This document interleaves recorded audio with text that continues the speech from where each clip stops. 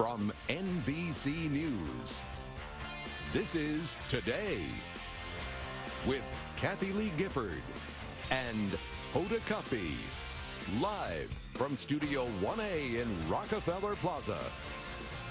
Hello, everybody. Welcome to a very nice, kind of balmy, thirsty Thursday, February 20th, 2014, and it's Love Your Pet Day today.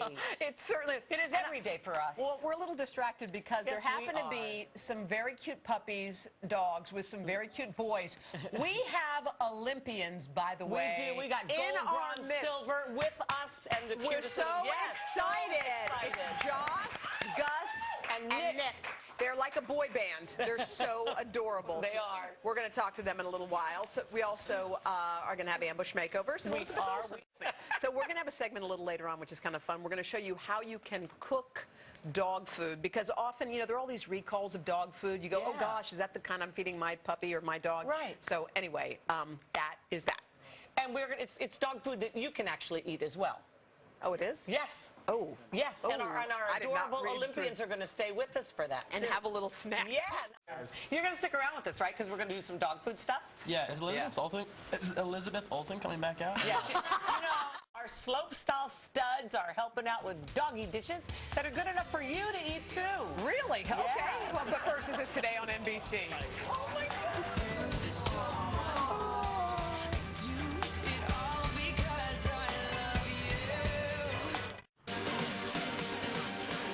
Today is Love Your Pet Day, and what better way to shower them with love than by cooking for them? Instead of processed food, why not give them the same kind of healthy dishes you make for your own family? And here to show us some tasty treats is veterinarian Katie Nelson. She's host of The Pet Show with Dr. Katie. And our taste testers from the ASPCA are Bam Bam, Nautica, and Wishbone, along with these hot guys, Joss, Gus, and Nick. Okay. You guys stuck around to help us out. Thanks so much. The boys are unfortunately not up for adoption. Oh, no, sadly. They're up for pretty much anything else, it sounds like.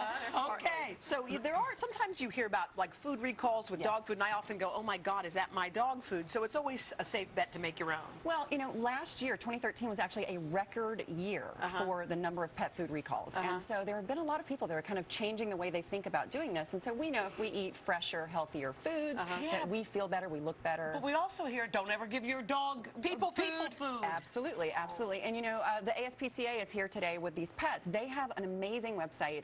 The poison control website is through the ASPCA. There's a wonderful comprehensive list on there of things that you can and cannot feed to your pets. Okay. Let's cook up some stuff. Yeah, and if you're going to do this for your pets, then you're going to work with either your veterinarian or a veterinary nutritionist, because the great thing about commercial foods is that they are complete and balanced.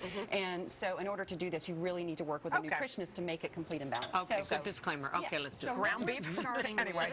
You can do any like protein source that is approved. So we're going to start with some ground beef, and this is just, you know, regular old ground beef. Looks lean, though. Yeah, it's the leaner version. I think this is like the 87% fat or 15% lean. So you're going to start with that, and then you're just going to cook that all the way through.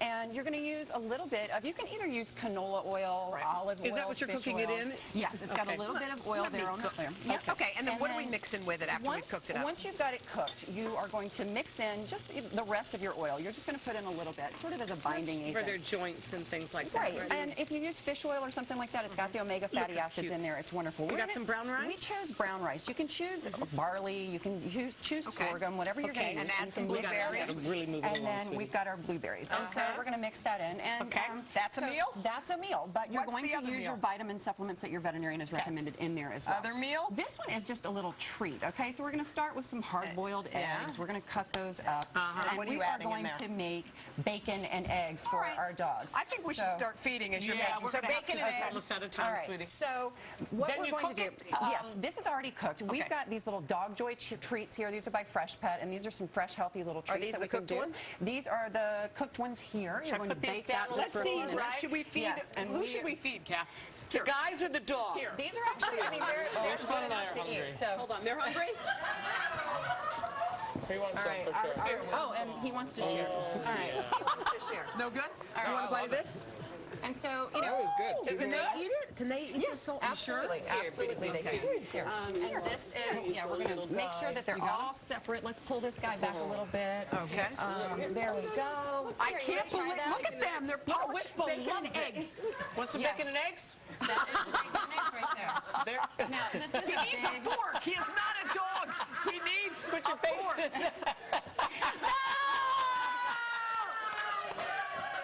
Down here.